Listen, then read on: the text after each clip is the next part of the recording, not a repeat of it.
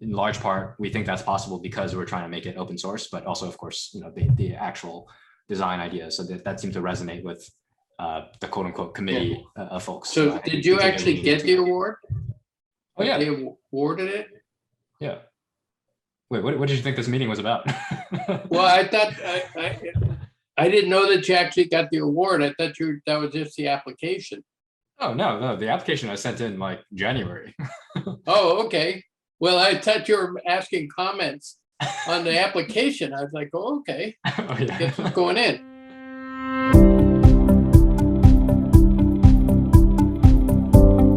So it's been a week since our grant announcement by Philanthropic Ventures Foundation for the Aduo initiative. I guess since this is the first video, we should briefly introduce ourselves. So my name is Derek Liang. I was born in Southern California, moved up to the Bay Area as a student at Stanford, did both my undergraduate and graduate degrees there in architectural design and civil engineering. So that's some of my background for then doing housing work. After graduating from Stanford, I sort of settled in San Francisco, started teaching at Stanford more at the data science kind of level, but then stayed developing housing networks and relationships in the Bay Area and working on housing issues. And that led to the formation of City Systems as a nonprofit in 2017. So right now I'm kind of going back and forth between teaching and research and practical projects at Stanford, a lot of work on COVID at the moment, but then also helping to build up City Systems, and Aduo is kind of the first big project really for City Systems. Like Derek, I went to Stanford for both my undergrad and graduate degrees. So I got an undergraduate degree in architectural design and also a master's degree in civil engineering. Between those two degrees, I was working at an architecture firm in the Bay Area, working on residential architecture, but now kind of shifted more towards data analysis and the urban environment. So now working at City Systems and bringing those two skill sets, and it seems to be a good position for the mix of those two. Hi, I'm Brian Corelli. My day job is arts and crafts at School of Engineering. I draw pictures all day long. We should say a little bit about what Aduo is, our project. Basically, Aduo is an open source instruction manual for converting a garage into an ADU. The idea is that there are roughly 3 steps to this process. The first is to clear out the contents of the garage and prepare a quote unquote blank canvas where you would weatherproof the floor and insulate and finish the interior walls, figure out where your electricity and plumbing connections are going to be. Then you would deliver this core, which is basically the bathroom and kitchen of your ADU. And this would be built offsite in some kind of factory setting and built at scale. But you'd ship one over and it would be designed to be able to roll right into your garage, almost like a car, and then be connected to electricity and plumbing. And then the last step would be some last finishing touches, and additional walls and furniture and so forth. And then voila, you'd have ready to live in ADU for yourself, for your family, or to rent out.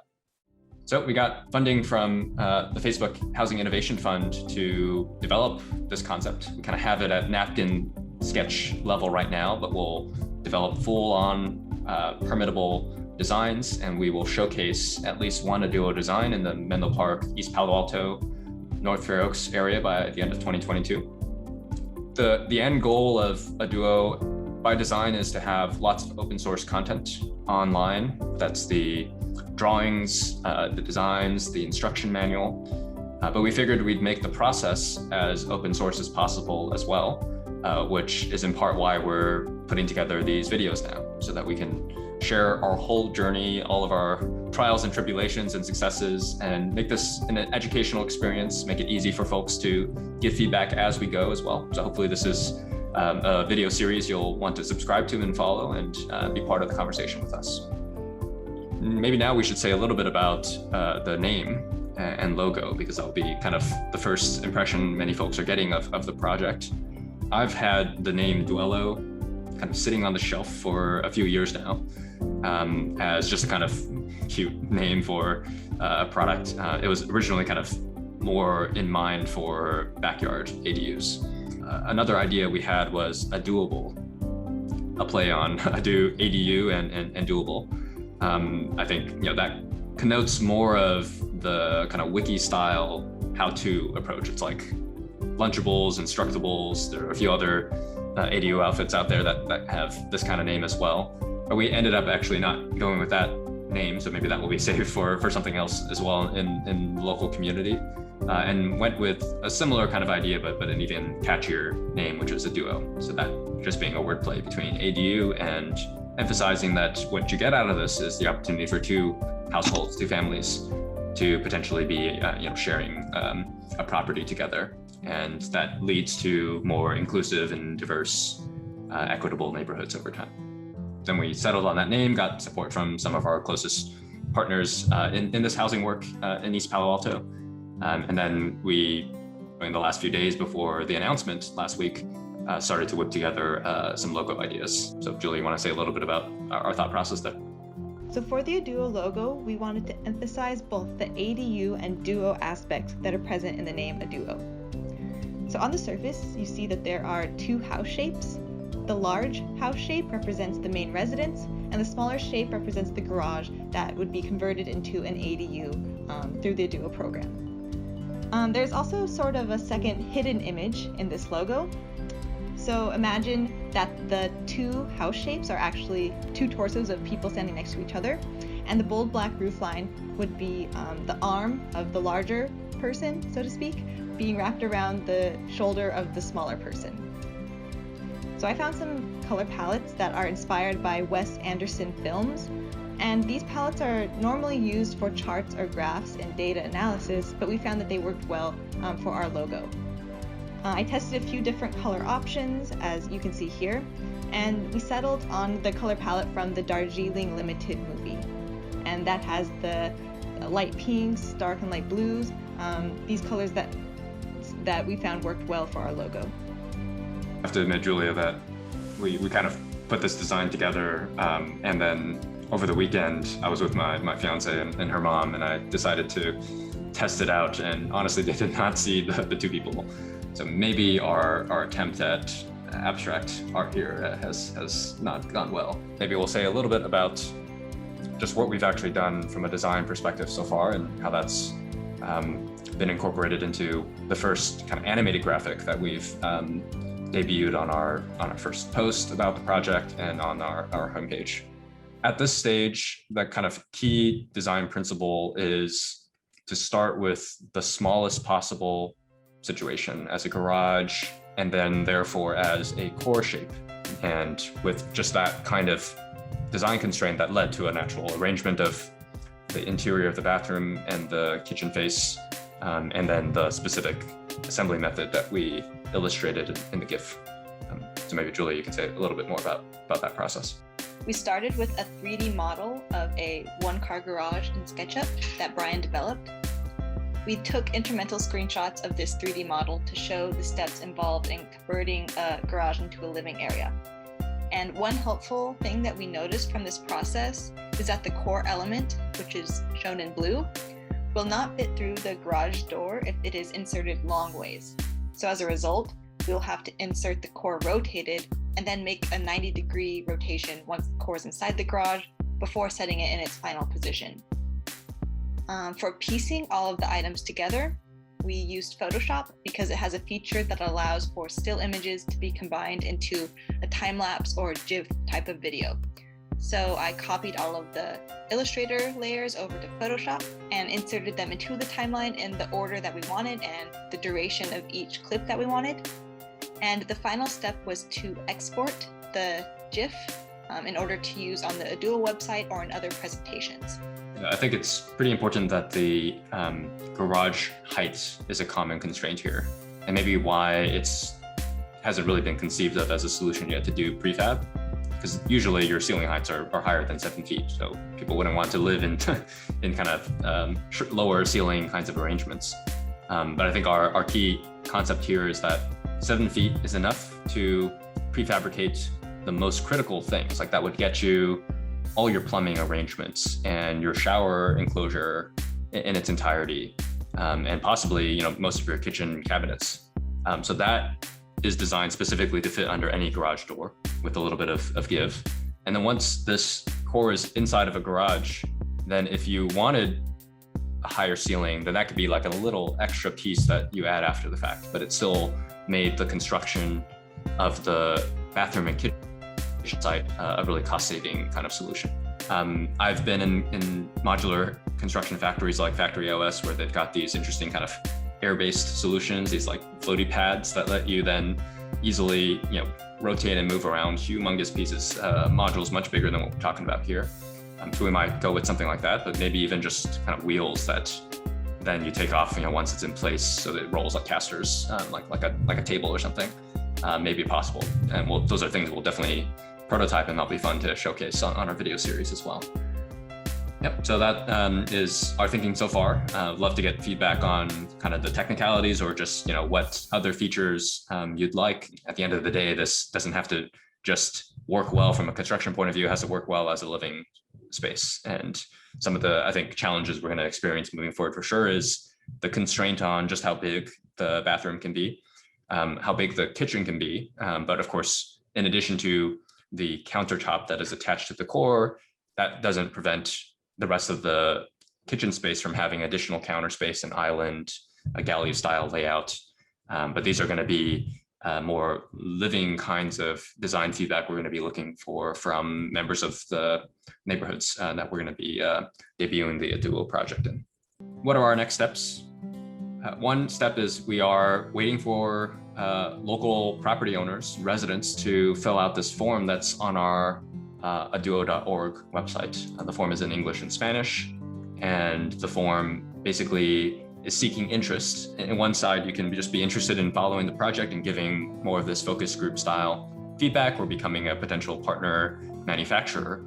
But the main purpose of the form is to solicit interest for actually building an ADU in the garage, this Aduo design. So if you answer yes to that question, then you're asked to share your address. And what we'll do right away is get to know you and visit your site in a COVID-safe kind of outdoor environment. And sort of, we're looking for a good fit in terms of a garage that is representative of the kind of median size and layout of garages in the neighborhood, so that the showcase we first do is most representative of what that process will look like for other families. We're offering an opportunity for a partnership here where there will be some cost to building this ADU, like any normal project, but we'll keep the price fixed at no more than 100K, because our whole concept of our pitch so far has been that this will end up becoming scalable designs that are going to be less than $100,000, all costs considered. So in these first pilots, we'll ensure that as part of our arrangement with homeowners. We're also working out what the pricing would be if the homeowner, through a deed restriction, agrees to rent the Aduo out at a below market rate price. And this is a common concept in affordable housing in general, to provide rents not at market prices, but at something that's 80% or 50% of area median income. And we'll work out some arrangement like that. The benefit there being that these Aduo projects, these first Aduo projects, are insured to be as affordable as possible, to really fill that gap of housing need, and is just an even more kind of logical financing option for the property owner themselves. We've got some important technical challenges on the horizon. We've talked a little bit about the core and how we move that in, but probably the biggest thing we're going to need to work out and test is just how do you actually solve the lateral connection. That typically is the hardest piece of any ADU project, but I'd say actually for a backyard ADU, this tends to be even harder. There's more trenching required, and from a height perspective, you might not get enough gravity drainage the further back you go, because everything kind of typically goes back to the main line under the public street. But we're going to want to do some evaluation and assessment of where typically this lateral sewer is for a home in relationship to the garage. And we'll try to develop the most cost-effective solution for the typical layout. But that'll be one of these key kind of plug-in moments when it comes down to it for this Aduo design. We are looking for some partner manufacturers, because the concept of Aduo is that over time, the designs are free, they're going to be out there, and manufacturers will have a reason to offer the Aduo design in addition to other designs that they may have that are proprietary, because there will just be demand for this lowest cost option. And the particular design of the Aduo will make it easy to link with other aspects of the business, which is contractors who know how and are used to assembling Aduos in this specific way we'll describe in the instruction manual, and architects who will be comfortable, putting together the final permit drawings for Aduo designs. But a really important part of that ecosystem is just having shop floor space in local factories to be able to build this at scale. Of course, we don't need that immediately for the first demonstration. So it's possible that our very first Aduo project will be built offsite, but not literally in a factory, just to simulate the whole assembly process. But we're going to start to reach out. So, any potential factory partners that want to learn more about this design and guide the design process. Or you can be a for-profit kind of factory, or like a construction training program. This would be a great opportunity for folks who are learning carpentry to actually build something of value at the end of their process, at least pieces of the core. So we're going to be looking for those partnerships. We're going to need cities to be on board. In some sense, these are just normal Aduo projects at the level of the drawings themselves. They just have a very unique assembly and construction method. But because these are standardized, they also open up the door to a really great idea that's being developed nowadays, which is pre-approved designs. And there are some in the works in San Mateo County. There's already a pretty flourishing program in San Jose. And the idea is that the permit reviewer has seen these designs before, so there's just less time involved in checking for building code, residential code kinds of requirements. Every project is still at least a little bit unique because of the site plan and orientation and so forth. So you can't just completely automate this process, but you can speed that up a lot, which helps reduce the price and the time involved in developing ADUs as well. So we're going to be working with the local cities to try to get these designs pre-approved. And then all across the board, we're just going to be trying to connect the dots with community needs, with our other nonprofit organization partners, the other grantees, to just get as much feedback and buy-in across the board. Because this is only successful if it fits well into a larger ecosystem of work on ADUs, not just garages, but other kinds of housing solutions, housing financing, streamlining the process, and really making sure this meets the needs of local community members. So we've been doing that for a few years and are excited to continue to connect the dots in that way with the larger community. Yep, so we're excited about next steps here, and we'll be rolling out blog posts and videos like this on a regular basis, and we'll be excited to share our process and get some feedback from you guys throughout the way. So please subscribe if you're interested in following the Aduo project, and follow our Medium publication as well. And then reach out to, if you're in the area, your friends and neighbors, if they might be interested in having an Aduo project. So looking forward to that, and we'll talk to you again soon.